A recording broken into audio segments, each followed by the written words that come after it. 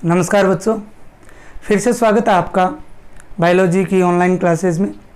देखिए, अब तक हमने ह्यूमन रिप्रोडक्शन जो चैप्टर था उसमें जो गैमेटोजेनेसिस है, स्पर्मेटोजेनेसिस और oogenesis, इसके अलावा उसके अंदर female and male reproductive system है उनकी बात कर ली थी। आज इस वीडियो के अंदर जो हम बात करने वाले हैं वो हमारा रहेगा मेंस्ट्रुअल साइकिल या आर्तव चक्कर। क्या नाम है टॉपिक का? Menstrual cycle. मेंस्ट्रुअल साइकिल या इसे बोलते हैं आर्तव चक्कर, या इसको क्या बोला जाता है? आर्तव चक्कर बोला जाता है। आर्तव चक्कर।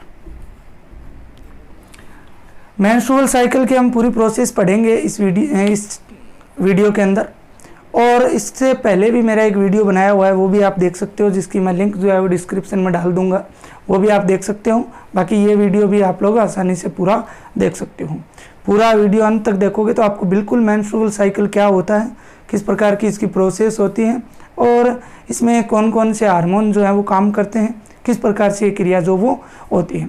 देखिए, हमने 1 नंबर चैप्टर के अंदर जो प्रजनन घटनाएं पढ़ी थी, जंतु प्रजनन घटनाएं, जिसमें 2 चीज़ें पढ़ी थी। एक तो पढ़ा था रज चक्कर और एक पढ़ा था मध चक्कर। एक तो हमने पढ़ा था मध चक्कर, एक हमने पढ़ा था रज चक्कर। ठीक है, मध चक्कर की बात करते हैं तो मध चक्कर जो होता है वो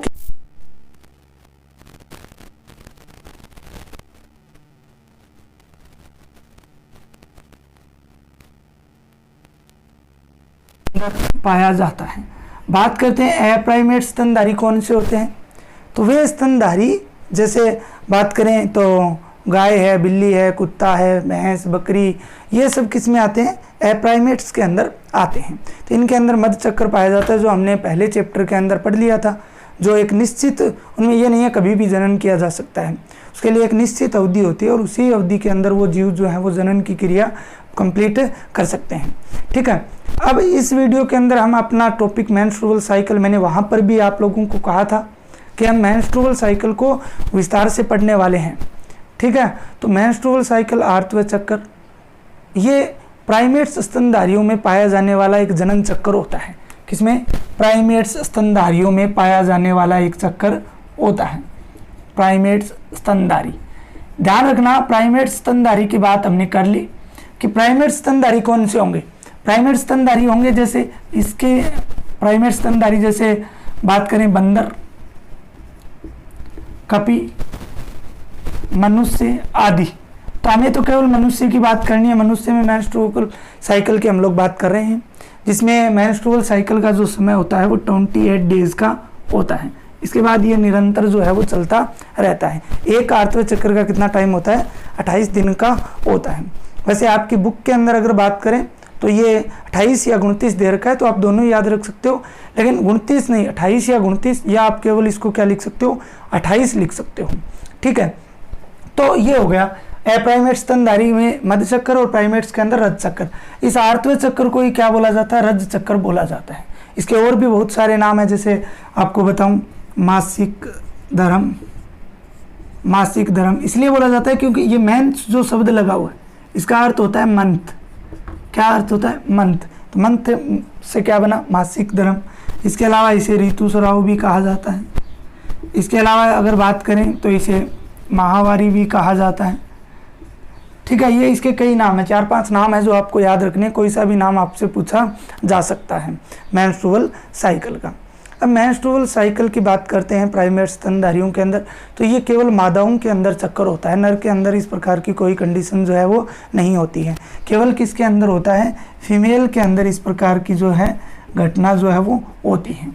और ये घटना जो है 28 दिन तक रहती है और उसके बाद में आगे से आगे इसका क्रम जो है वो चलता रहता है। देखिए, 2 शब्द हैं इसमें, उनसे कई बार प्रश्न भी पूछे जाते हैं। वो 2 शब्द आपको ध्यान में रखने हैं। पहला जो शब्द है वो है रजोदर्शन। रजोदर्शन, जिसे इंग्लिश में बोला जाता है मेनार्की। मेनार्की। दूसरा जो शब्द है वो है रजोनिवर्ती। रजोनिवर्ती। इसे बोला जाता है मेनोपॉज। क्या बोला जाता है? मेनोपॉज। दो शब्द हैं। सबसे पहले रजोदर्शन की बात करते हैं।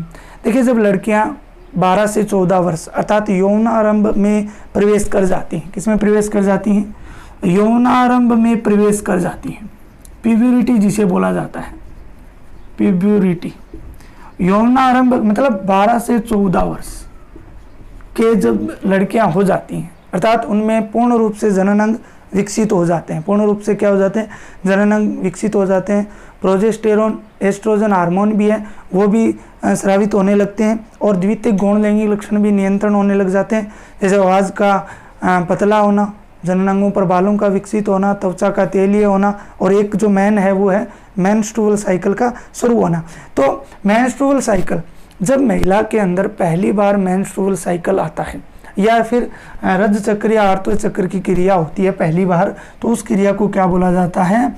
आपके रजोदर्शन कहा जाता है।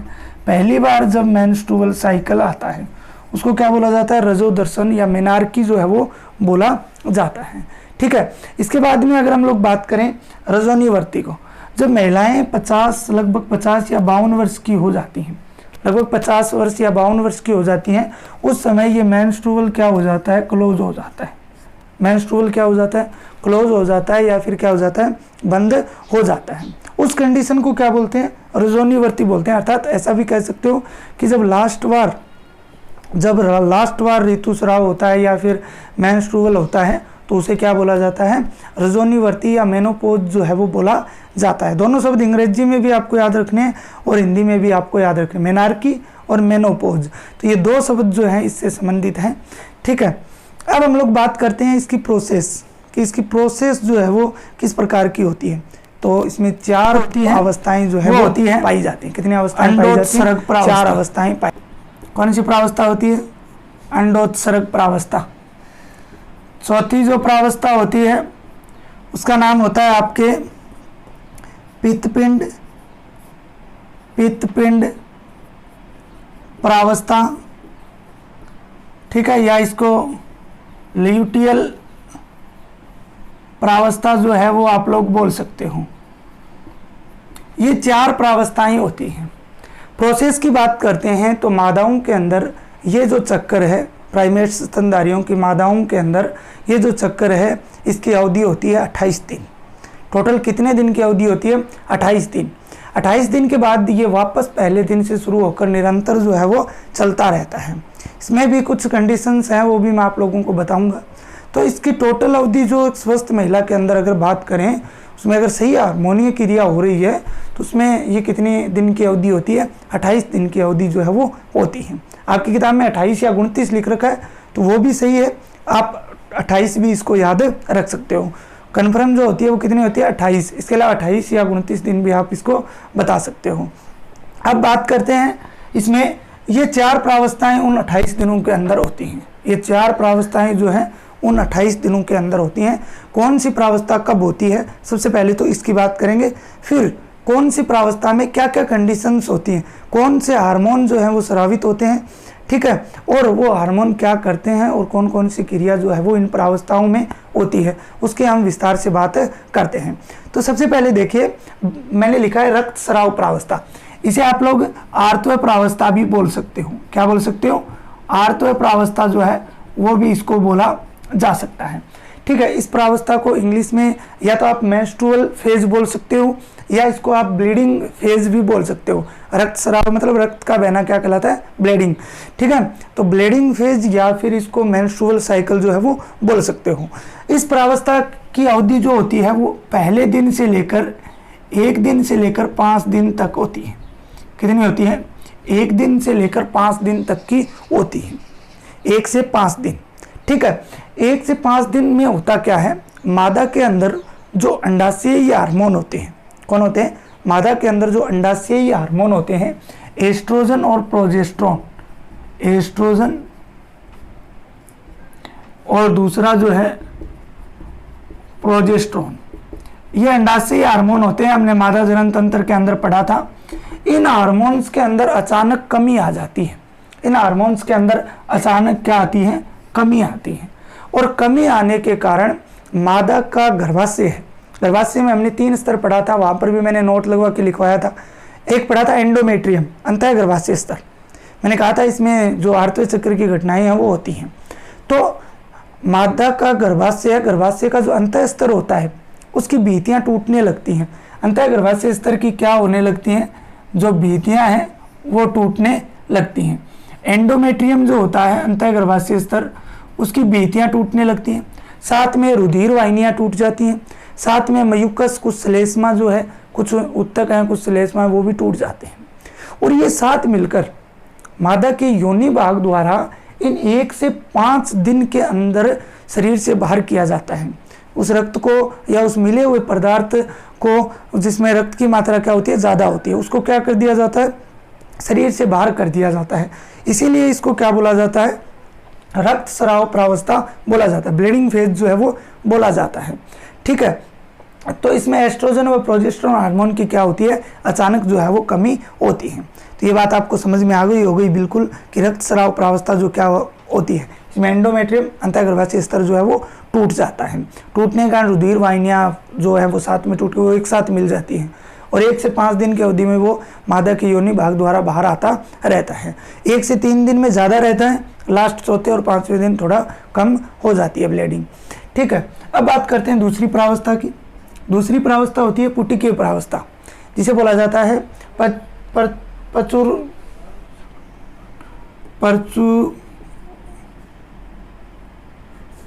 सही लिख देता हूँ मैं, 1 मिनट, प्रचुरोदय भवन। ठीक है, प्रावस्था। देखिए इसे पुटिकीय प्रावस्था क्यों बोला जाता है और प्रचुरोदय भवन प्रावस्था क्यों बोला जाता है, दोनों की कंडीशन की बात करेंगे हम लोग। पुटिकीय प्रावस्था इसलिए बोला जाता है, इस प्रावस्था के अंदर होता क्या है, इस प्रावस्था की जो अवधि है वो देखिए। पहले तो प्रावस्था की अवधि होगी 6ठे दिन से लेकर 13वें दिन तक। 6ठे दिन से लेकर कौन से दिन तक होगी, 13वें दिन तक इसकी अवधि जो है वो रहती है, क्योंकि 1 से 5 ऊपर कंप्लीट हो गई, अब आएगी 6 से 13 दिन। तो 6 से 13 दिन की अवधि इसकी होती है। इस प्रावस्था के अंदर होगा क्या, इस प्रावस्था में एक तो पुट्टकों का निर्माण होगा, प्राथमिक पुट्टक बनेगा। अंडाशय जो है ना, ओवेरी जो होगा, अंडाशय के अंदर प्राथमिक प्राइमरी फॉलिकल बनेगा। ठीक है, इंग्लिश में इसको बोला जाता है फॉलिकल फेज। क्या बोला जाता है, फॉलिकल फेज। तो पुट्टिका ही बोलते हैं फॉलिकल को। तो इसके अंडाशय के अंदर जो है वो पहले तो प्राथमिक पुट्टक बनेगा। क्या बनेगा, प्राथमिक पुट्टक बनेगा। प्राथमिक पुट्टक के बाद में द्वितीयक पुट्टक बनेगा। लास्ट में मैं आपको डायग्राम भी दिखाऊंगा इसका पूरा, उसके अंदर आप देख सकते हो कि कब ये बनते हैं। तो 6 से लेकर इसके बाद में जो है द्वितीयक पुट्टक बनेगा। द्वितीयक के बाद में तृतीयक पुट्टक बनता है। क्या बनता है, तृतीयक पुट्टक। प्राथमिक पुट्टक, द्वितीयक पुट्टक, तृतीयक पुट्टक और लास्ट में बनती है ग्रेफियन पुट्टिका। क्या बनती है, ग्रेफियन पुट्टिका। ग्रेफियन पुट्टिका जो है वो बन जाती है। ठीक है, ये क्रिया इसी प्रावस्था के अंदर होती है, इसलिए इसे पुट्टिकीय प्रावस्था बोलते हैं। दूसरी बात आती है प्रचुरोद भवन। क्यों बोला जाता है, इसका मतलब होता है रीजनरेशन, पुनः निर्मित होना। प्रचुरोद भवन का क्या मतलब होता है, पुनः निर्मित होना। जो 1 से 5 दिन के अंदर जो अंतः गर्भाशय स्तर की दीवारें टूटी थी, जो रुधिर वाहिनियाँ टूटी थी, उनका क्या होता है, वो रिकवर होती हैं, वो पुनः निर्मित हो जाती हैं, वो पुनः से निर्माण कर लेती हैं अपने आप का। ठीक है, अब बात कर लेते हैं इस प्रावस्था के अंदर हार्मोनिय नियंत्रण जो है वो किस प्रकार से होता है। तो इसके अंदर ये जो क्रियाएं हैं ये तो अंडाशयी हार्मोन के कारण होंगी। कौन से, अंडाशयी हार्मोन, एस्ट्रोजन और प्रोजेस्टेरोन हार्मोन, जिनकी अचानक कमी थी वो धीरे धीरे क्या होने लगेंगे, बढ़ने लगेंगे। धीरे धीरे क्या होने लगेंगे, बढ़ने लगेंगे। समझ रहे हो बात, धीरे धीरे वो क्या होने लगेंगे, बढ़ने लगेंगे। तो ये पुट्टिका का निर्माण होने लगा। इसके अलावा अगर बात करें अंतः गर्भाशय स्तर के अंदर, अंतः गर्भाशय स्तर का पुनर्निर्माण होता है।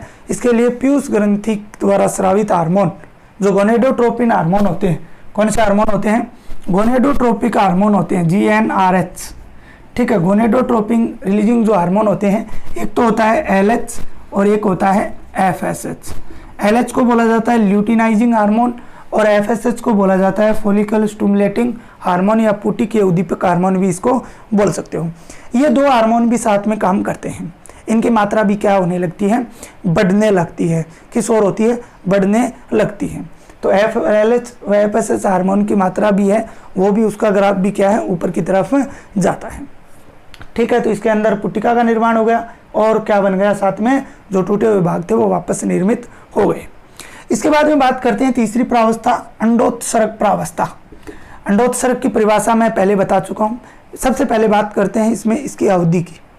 किसकी बात करते हैं, इसकी अवधि की बात करते हैं। तो इसकी अवधि होती है 14वें दिन। कौन सा दिन, 14वां दिन, ओनली 1 डेज। और ये जीवन के लिए बहुत जरूरी है। 14वें दिन की क्रिया जो है वो होनी बहुत जरूरी है, तभी वो मादा जो है वो क्या कर पाएगी, अंडाणु को उत्सर्जित जो है वो कर पाएगी। देखिए अंडोत्सर्ग प्रावस्था 14वें दिन होती है। इस दिन क्या होता है, इसको इंग्लिश में ओव्यूलेटरी फेज बोला जाता है। ठीक है, इस दिन होता क्या है, 14वें दिन जो ये हार्मोन है LH हार्मोन, LH हार्मोन है, ये अपने अधिकतम स्तर पे होता है। ये अपने किस पर होता है, अधिकतम स्तर पर होता है। ध्यान देना यहाँ पे, ये जो LH हार्मोन है ये अपने अधिकतम स्तर पे होता है और इस अधिकतम स्तर पे होने पर इसे LH सरज कहा जाता है। क्या बोला जाता है, LH सरज कहा जाता है। जब LH हार्मोन या ल्यूटिनाइजिंग हार्मोन अपने अधिकतम स्तर पे पहुंच जाता है उस समय अंडोत्सर्ग की क्रिया होती है। किसकी क्रिया होती है, अंडोत्सर्ग की। जब हम ग्राफ में देखेंगे तो ये 14वां दिन है और इस दिन ये हार्मोन इस प्रकार से रहेगा, जबकि FSH हार्मोन जो है वो इस प्रकार से रहेगा। तो ल्यूटिनाइजिंग हार्मोन है वो अपने अधिकतम स्तर पे जो है वो पहुंच जाता है, उसे LH सरज बोल दिया हमने। जैसे ही ये अपने अधिकतम स्तर पे पहुंचता है तो ग्रेफियन पुट्टिका जो बनी है, क्या बनी है, ये तो कितने दिन के बीच हो गई, 6 से 13 दिन के बीच में ये बन गई। ठीक है, ये बनने के बाद इस ग्रेफियन पुट्टिका में क्या है, अंडाणु है। ग्रेफियन पुट्टिका में क्या है, अंडाणु। तो LH सरज के कारण ग्रेफियन पुट्टिका से अंडाणु जो है वो क्या आ जाएगा, बाहर आ जाएगा। ग्रेफियन पुट्टिका जो है वो फट जाएगी और अंडाणु क्या आ जाएगा, बाहर आ जाएगा। ग्रेफियन पुट्टिका से अंडाणु के बाहर आने की क्रिया को अंडोत्सर्ग या ओव्यूलेशन बोला जाता है, जो मैं पहले भी बता चुका हूँ। तो ये क्रिया कौन से दिन होती है, आठवें चक्र के 14वें दिन होती है। देखिए छोटे छोटे प्रश्न बहुत सारे बनते हैं, उनको आपको ध्यान में रखना है। तो अंडोत्सर्ग की क्रिया क्या होगी, ग्रेफियन पुट्टिका से अंडाणु के बाहर निकलने की क्रिया को क्या बोला जाता है, ओव्यूलेशन बोला जाता है। और इस प्रावस्था को क्या बोला जाता है, अंडोत्सर्ग प्रावस्था बोला जाता है, जो 14वें दिन संपन्न होती है। ओके, इसके बाद में बात करते हैं अगली प्रावस्था, पित्तपिंड प्रावस्था। मैं एक बार लास्ट में आपको पूरा और समझाऊंगा डायग्राम सहित। पित्तपिंड प्रावस्था में क्या होगा, पित्तपिंड प्रावस्था की अगर बात करते हैं तो इस प्रावस्था को लुटियल प्रावस्था भी बोलते हैं। बाकी के बचे हुए दिन, मतलब 15वें से लेकर 28वें दिन तक ये अवस्था चलती है।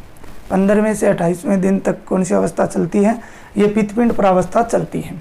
जब ग्रेफियन पुट्टिका से अंडाणु बाहर आ गया, ये 14वें दिन क्रिया होगी।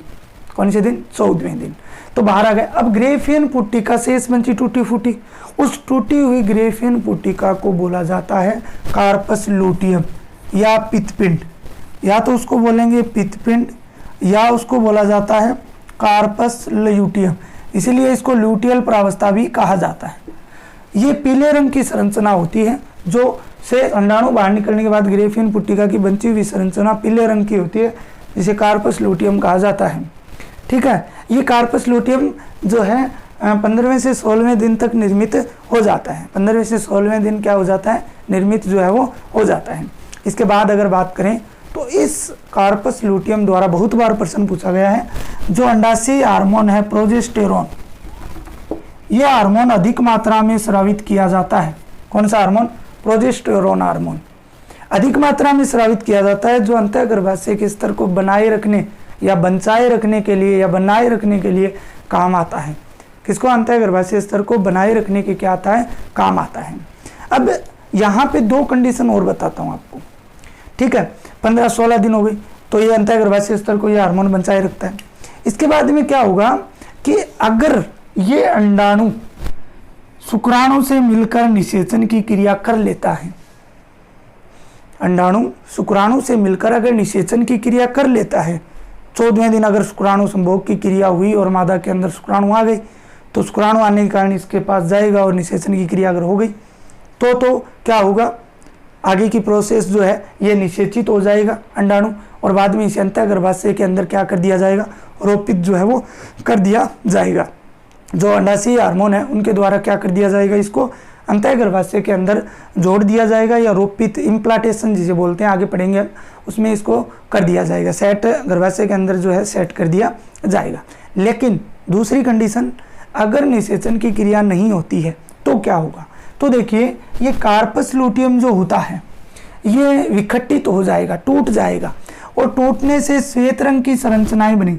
ये तो मान लीजिए कार्पस लूटियम बना था, क्या बना था, कार्पस लूटियम, ये टूट जाएगा, क्या होने लगेगा, विखंडित हो जाएगा, खंडों में टूट जाएगा।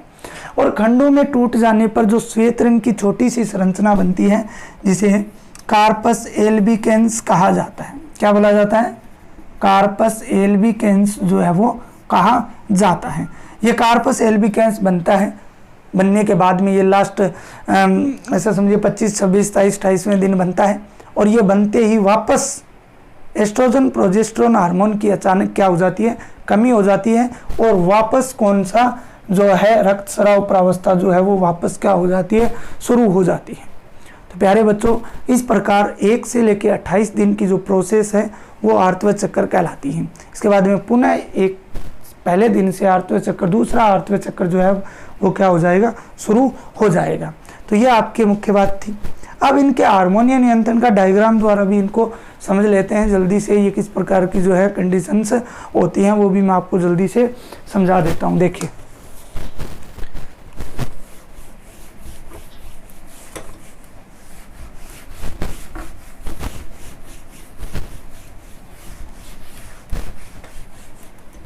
देखिए इसके लिए ग्राफ बना लेते हैं, ग्राफ के बाद बात करते हैं। पूरा का पूरा जल्दी आपको समझ में आ जाएगा। ये आर्तव चक्र के हम कंडीशंस की बात कर रहे हैं, पूरी कंडीशंस की कि किस प्रकार से होगी। तो मान लीजिए ये यहाँ पे दिवस लिख देता हूँ, दिन लिख देता हूँ, 1, 3, 5, 7, 9, 11, 13 और ये 14वां दिन। 14वें दिन को हम लोग बिल्कुल डॉट डॉट कर देते हैं। अगर इस दिन संभोग की क्रिया होती है तो आप ये समझिए निश्चित रूप से क्या होगी, जो निषेचन की क्रिया होगी, क्योंकि जो अंडाणु है वो क्या रहेगा, ग्रेफेन पुट्टिका से बाहर रहेगा। ठीक है, इसके बाद में 16, 15, 17, 19, 21, 23, 25, 27, 28, ठीक है, और ये वापस 1 से शुरू हो जाएगी। तो ये दिन हो गए। अब सबसे पहले तो बात कर लेते हैं जो गर्भाशयी घटनाएं हैं। सबसे पहले यहाँ मैं लिख देता हूँ गर्भाशयी घटनाएं। तो गर्भाशयी घटनाओं में सीधी सी बात है, ये मान लीजिए गर्भाशय है तो ये इस प्रकार से होता है। सबसे पहले यानी धीरे धीरे वृद्धि करता रहता है, क्या करता रहता है, वृद्धि करता रहता है। ठीक है, और बाद में ये इस प्रकार वापस क्या होती है, इसकी वृद्धि जो है वो टूट जाती है। इस प्रकार से गर्भाशय के अंदर ये घटनाएं जो है वो होती रहती हैं। यहाँ पे टूटेगा, यहाँ पे फिर बढ़ेगा, यहाँ पे समान सही रहता है, यहाँ पे फिर ये टूटने लगेगा। ठीक है, तो ये गर्भाशयी घटनाएं जो है वो होती हैं। इसके बाद में अगर बात करें हम लोग किसकी, अंडाशय हार्मोनों की बात कर लेते हैं। तो अंडाशय हार्मोनों में अगर बात करें, अंडाशय हार्मोन, अंडाशय हार्मोन में मैंने आपको बताया ये शुरुआत में जो प्रोजेस्टेरोन हार्मोन है उनकी कमी रहती है। क्या रहती है, कमी रहती है। एस्ट्रोजन और प्रोजेस्टेरोन हार्मोन की कमी रहती है। बाद में ये थोड़े थोड़े बढ़ते हैं, क्या होते हैं, बढ़ते हैं, और बाद में ये थोड़े थोड़े बढ़ते हैं और वापस फिर क्या हो जाती है, कमी। इसी प्रकार से ये दूसरा जो है एस्ट्रोजन हार्मोन है वो इस प्रकार से होता है। तो ये नीचे वाला तो हो गया आपके प्रोजेस्टेरोन और ये हो गया आपके एस्ट्रोजन। ध्यान रखना, देखिए ये 1 से 5 दिन ये आपके रक्तस्राव प्रावस्था है। इतनी कौन सी है, रक्तस्राव प्रावस्था। ये यहाँ से लेकर यहाँ तक ये कौन सी प्रावस्था होगी, आपके दूसरी प्रावस्था हो गई, जिसे हमने पुट्टिकीय प्रावस्था बोला था। पुट्टिका प्रावस्था लिख देता हूँ, पुट्टिकीय प्रावस्था। ये 14वें दिन हमारी हो गई अंडोत्सर्ग प्रावस्था। कौन सी हो गई, अंडोत्सर्ग प्रावस्था। और ये लास्ट कौन सी हो गई, पित्तपिंड प्रावस्था। कौन सी हो गई, पित्तपिंड प्रावस्था। तो इस प्रकार से मैंने कहा था जो प्रोजेस्टेरोन हार्मोन है, ये देखिए मैंने 14वें दिन के बाद इसको ऊपर दिखाया है। क्यों दिखाया है, क्योंकि पित्तपिंड प्रावस्था जो कार्पस लूटियम होता है उसके द्वारा ये अत्यधिक रूप से स्रावित किया जाता है। ठीक है, ये बात मैंने पहले बोल दी है। तो उसको आप लोग जो है वो थोड़ा ध्यान में रखना। एस्ट्रोजन जो है वो यहीं से बढ़ना शुरू हो जाता है, जब LH FSH बढ़ते हैं उसके साथ ये भी बढ़ना शुरू हो जाता है, ठीक है ना। पुट्टी के प्रावस्था के अंदर इसकी वृद्धि होना शुरू हो जाती है और बाद में लास्ट में ये अचानक गिर जाता है, ठीक है। अब बात कर लेते हैं अंडाशय घटनाओं की। अंडाशय के अंदर कौन सी घटनाएं होती हैं, तो देखिए मैंने बता दी वैसे साथ साथ। अंडाशय के अंदर ये प्राथमिक पुट्टक, ये बाद में द्वितीयक पुट्टक, ये तृतीयक पुट्टक, ठीक है, बनते हैं। यहाँ पे दिखा देता हूँ, यहाँ पे तो अंतःगर्भाशय स्तर टूट जाता है। ये प्राथमिक पुट्टक कौन से 5वें दिन के बाद, ये द्वितीयक पुट्टक, ये तृतीयक पुट्टक, और ये बनती है ग्रेफियन पुट्टिका, और जिसमें ये क्या होता है अंडाणु। 14वें दिन ये क्या हो जाती है, ग्रेफियन पुट्टिका फट जाती है और अंडाणु क्या आ जाता है, बाहर आ जाता है। अंडाणु क्या आ जाता है, बाहर आ जाता है। इसके बाद में ये शेष बनती हुई संरचना किसका निर्माण करती है, कार्पस लूटियम का निर्माण करती है। ये क्या आपके कार्पस लूटियम। अगर निषेचन की क्रिया हो जाती है इस अंडाणु के साथ तो आगे की क्रिया ये चक्कर बंद हो जाता है, ठीक है। लेकिन अगर निषेचन की क्रिया नहीं होती तो ये विखंडित हो जाता है, टूट जाता है, जिन्हें हमने क्या बोला, कार्पस एल्बिकेंस का क्या कहा, कार्पस एल्बिकेंस कहा। और कार्पस एल्बिकेंस बनने के बाद में ये हार्मोन वापस गिर जाते हैं और ये चक्कर फिर से शुरू हो जाता है, ठीक है। गर्भवती महिला जो होती है उसके अंदर सहगर्भता बोलते हैं, गर्भवती महिला को सहगर्भता मतलब गर्भ धारण किए हुए, तो उनके अंदर ये चक्कर जो है वो जब तक प्रसव की क्रिया नहीं हो जाती और उसके बाद भी ये क्या है, चक्कर बंद रहता है और उसके बाद ये वापस शुरू जो है वो हो जाता है। तो गर्भधारण के दौरान ये क्या हो जाता है, बंद हो जाता है, यहाँ से ये क्या हो जाता है, बंद हो जाता है। लास्ट बात कर लेते हैं हम लोग, जो पीयूष ग्रंथि के हार्मोन हैं उनकी बात कर लेते हैं, ठीक है। GnRH हार्मोन जो है पीयूष ग्रंथि के हार्मोन थे, ठीक है। उनकी अगर बात करते हैं तो जो आपका LH हार्मोन है वो इस प्रकार से जो है वो बढ़ता है, इस प्रकार से रहता है और 14वें दिन बिल्कुल अपने अधिकतम स्तर पे होता है, 14वें दिन अपने अधिकतम स्तर पे होता है, ठीक है। इसके अलावा FSH की बात करें थोड़ा बढ़ा हुआ होता है और इस प्रकार से जो है वो चलता रहता है। तो ये 14वें दिन मैंने LH हार्मोन को दिखाया, कौन सा, ये LH और ये कौन सा है, FSH। 14वें दिन ये बढ़ा हुआ है, ये लाइन जो खींची थी हमने, ये कौन से दिन खींची थी, 14वें दिन, जिस दिन कौन सी क्रिया हो रही है, अंडोत्सर्ग की क्रिया जो है वो हो रही है। तो इस प्रकार से आपका मेंस्ट्रुअल साइकिल जो टॉपिक था वो कंप्लीट हो जाता है। इसके बाद में आगे वाले टॉपिक की बात करेंगे, आगे जो आपके थोड़े टॉपिक बचे हैं। तो ये 5वां पार्ट आपका है इसका 3रे चैप्टर का। उसके बाद में 2 वीडियो शायद और बनेंगे, 6 और 7, तो 2 पार्टों के अंदर आपका ये चैप्टर जो है वो कंप्लीट हो जाएगा। आज के लिए इतना ही, धन्यवाद।